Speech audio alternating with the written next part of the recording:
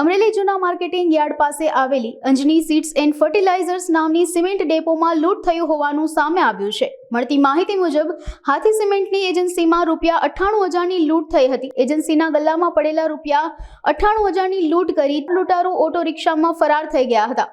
આ સમગ્ર બનાવ અંગે માહિતી એજન્સીમાં મેનેજર તરીકે કામ કરતા વ્યક્તિએ આપી હતી। આ લૂંટનો ભોગ બનનાર વલ્લભભાઈ અને માલિક જગતભાઈ ચંદારાણા પોલીસ સ્ટેશન ફરિયાદ નોંધાવી હતી। પોલીસે આ સમગ્ર મામલે તપાસ હાથ ધરી છે। મારું નામ વલ્લભભાઈ પરવાડિયા અને હું માર્કેટિંગ યાર્ડ સામે અંજની સીડ્સ એન્ડ ફર્ટિલાઇઝર ડેપોની દુકાનમાં નોકરી કરું છું। સિમેન્ટની દુકાન છે અને એ દરમિયાનમાં હું જમતો જમીન ઊભો થયો એટલે બે ઘરાક આવ્યા સિમેન્ટ માટે। એક થેલી સિમેન્ટ મારે જોઈ છે, 500 નોટ બનાવીને આપી।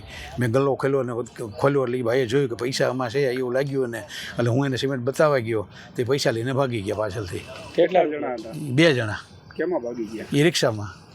પૈસા કેટલા લઈ? 98,000। પોલીસ ફરિયાદ કરી? પોલીસ ફરિયાદ કરી અને કાર્યવાહી ચાલુ છે।